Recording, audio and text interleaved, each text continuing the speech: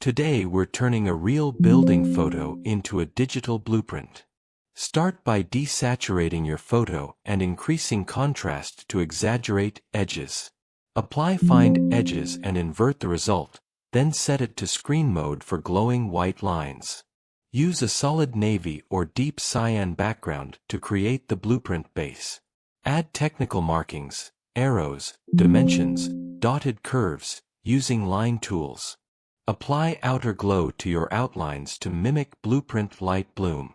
Introduce texture by adding a subtle paper grain overlay.